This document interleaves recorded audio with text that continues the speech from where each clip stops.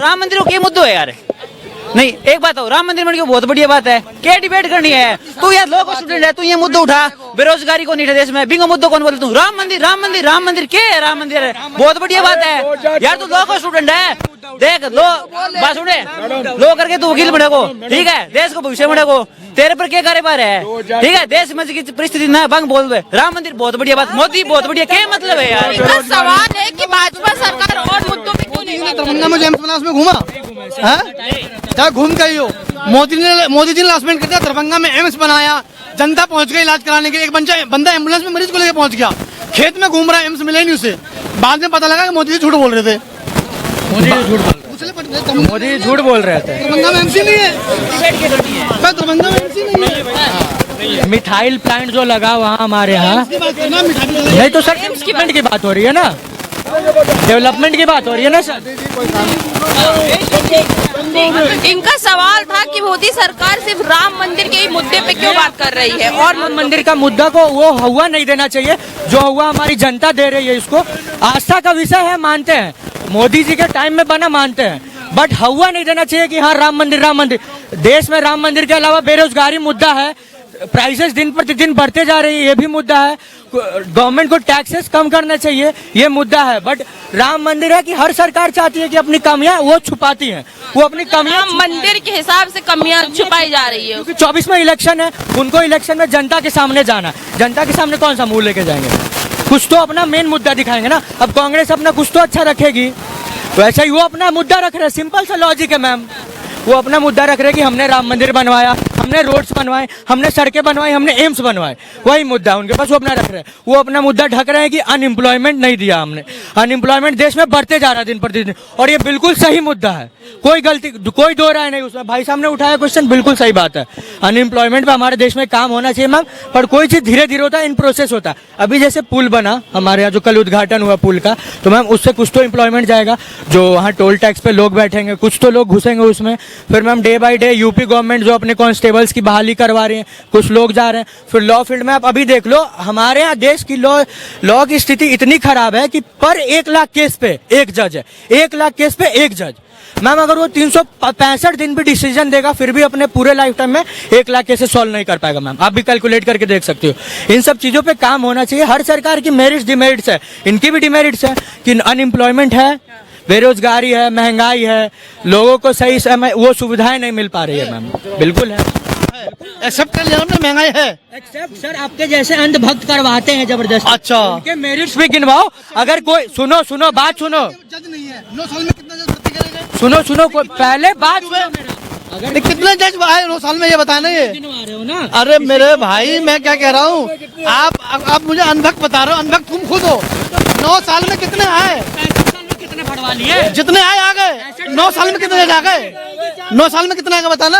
65 साल में कितने आ गए? तुम ही बता दो ना कितने हैं, बताओ, तुम बताओ ना कितने आए, बताओ तुम कितने आए, तुम्हारे पास डेटा है, बताओ। कोई वैकेंसी नहीं आई मैडम जी, 9 साल में तो कोई वैकेंसी ही नहीं है।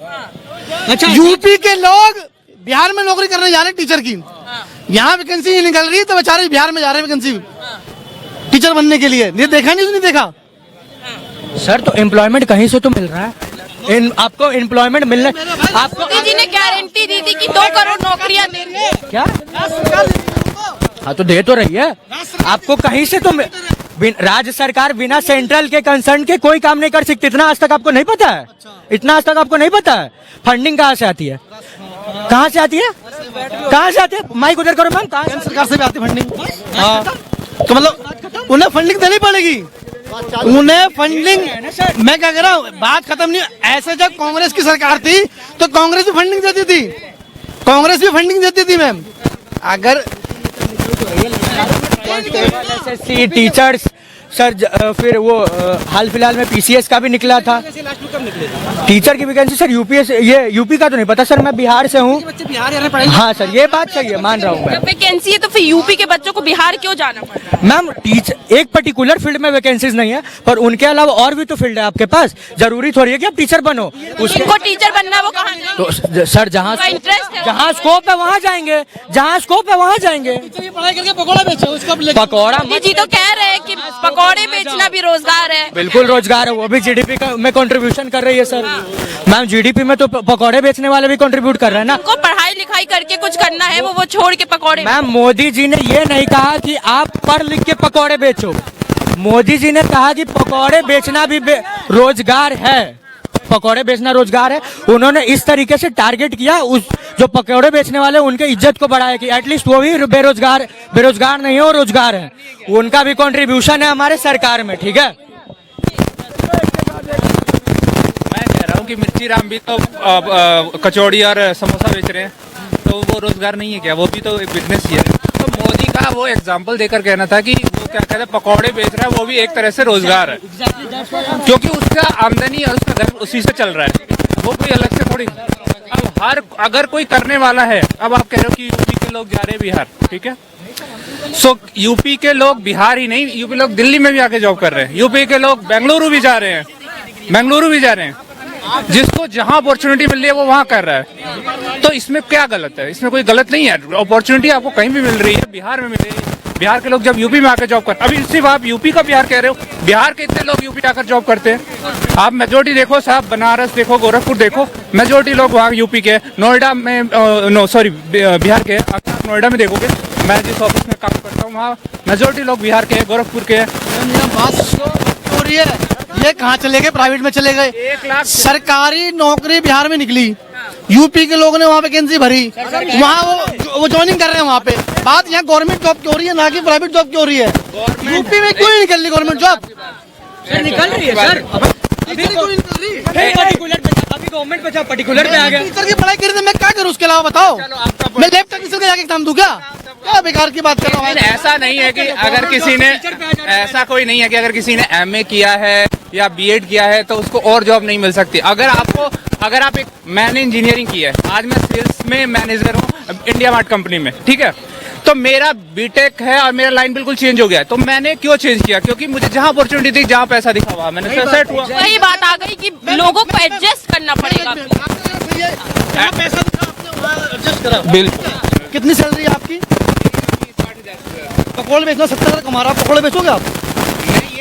मैं क्या कह रहा हूँ आपसे, पकौड़े बेचने वाला 70 रुपए महीना कमा रहा है, ये पकौड़ा बेचेंगे? मैं इनसे ये पूछ रहा हूँ। ये इनको लॉजिक नहीं पता। आप पकौड़े बेचना गलत नहीं है, मैं भी नहीं कह रहा हूँ गलत है। आप लॉजिक, रोजगार कभी कोई भी गलत नहीं होता। मैं ये कह रहा हूँ जो जिसके योग्यता जो है वो उसके अकॉर्डिंग उसको जॉब मिलनी चाहिए। आप एक बंदा पढ़ा लिखा, इन भाई जैसा बंदा, इंजीनियरिंग करा हुआ बंदा, उसे जॉब नहीं मिलेगी तो पकौड़ा बेचेगा क्या? मैं ये कहना चाह रहा हूँ मैम, मैं ये कहना चाह रहा हूँ। अभी इन्होंने स्पेसिफिक की बात की, अभी इन्होंने जॉब को बिजनेस से मिला दिया। पकौड़ा बेचोगे, नहीं, एक सेकंड, जॉब अलग है, बिजनेस अलग है। आपको पहले इस बात को समझना पड़ेगा।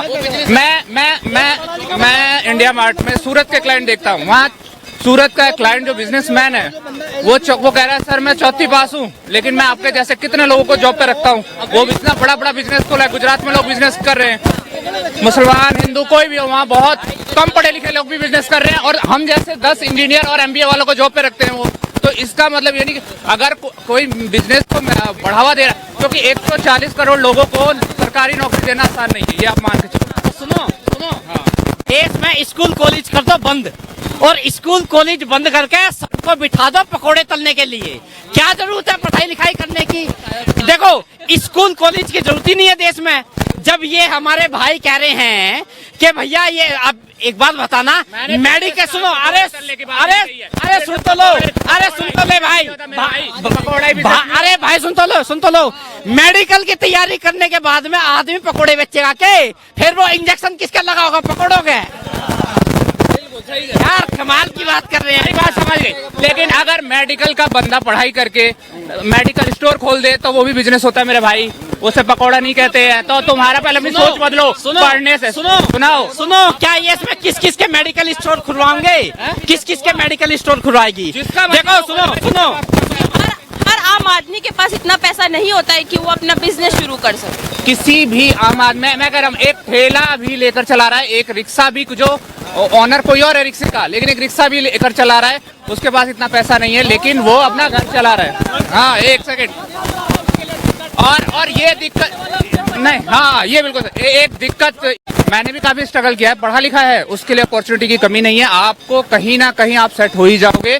लेकिन अगर जो नहीं पढ़ा लिखा सिर्फ कह रहा है वो नौकरी नहीं मिल रही है, तो नौकरी आपको नहीं मिले, और आप अगर रिजिड हो गए कि मैंने ये पढ़ाई की और मुझे यही नौकरी चाहिए, तो फिर ये देश बहुत बड़ा है, इतना आसान नहीं है। यहाँ पर आप एक सीट के लिए आप देखो, अगर रेलवे का भी, मैंने रेलवे का भी एग्जाम दिया है, रेलवे में मैंने जेईई का एग्जाम दिया था, एक सीट के लिए 200 लोग हैं, आपको कैसे हो जाओगे वहां पर, बताओ आप वहां कैसे। वैकेंसी की बात हो रही है कि वैकेंसी निकल नहीं रही। तो वैकेंसी तो फिक्स है मैडम, सरकार, और जनसंख्या डेली बढ़ रहा है, एक सेकंड, जनसंख्या डेली बढ़ रही है, पर डे बढ़ रही है, अब चीन को हम पछाड़ चुके हैं, और जो गवर्नमेंट जॉब है वो फिक्स है, तो कहीं ना कहीं तो एडजस्ट करना पड़ेगा आपको।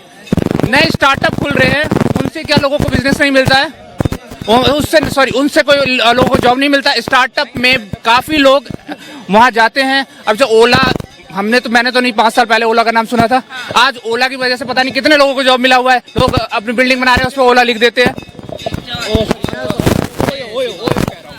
क्या क्या क्या कह रहे हैं भाई? भाई इसमें ओयो पे चले गए हैं मेरे भाई। देखो, अरे अच्छा बिजनेस है, लेकिन भाई हम ऐसे बिजनेसों पे ध्यान नहीं देते। सुनो सुनो, मजाक बना रहे हैं, अरे करोड़ का बैठा हुआ है, अरे सुन लो, मैं मानता हूँ कि इसमें करोड़ों का है, पर लेकिन जो बेचारा दिन रात मेहनत करके नौकरी के पीछे भाग रहा है, देखो उसको तो नौकरी मिलनी चाहिए, मिलनी चाहिए ना। अब इसमें एक बात बताओ, सुनो, हमारे जो युवा हैं, सुनो, युवाओं की बात कर रहा हूँ, बेचारे 3-3, 4-4 साल तक आर्मी में जाने के लिए मेहनत कर रहे हैं, 3-3, और आज उनको नौकरी कितने दिन की मिल रही है? 4 साल की। 4 साल में वो क्या कमाएगा, क्या खाएगा, क्या देश की सेवा करेगा? यार कमाल होगा यार। इंडिया है, यूएस में भी यही सिस्टम, मैं तो इधर इंडिया है, हाँ, तो क्या ये इसमें इंडिया के लोग अब बाहर चले जाएं? ये बताओ, इंडिया के लोग तो इंडिया में रहेंगे भाई। जब इंडिया के ही लोग अगर अपने लिए वोट देंगे, सरकार बनाएंगे, तो वो भैया मांगेंगे ना। जो एक्स आर्मी मैन है, मेरा खुद का एक चचेरा भाई है, अपना काम तो करना चाहिए, जो आदमी नौकरी की तैयारी एक्स आर्मी मैन है, मेरा भाई खुद एयरफोर्स से रिटायर है,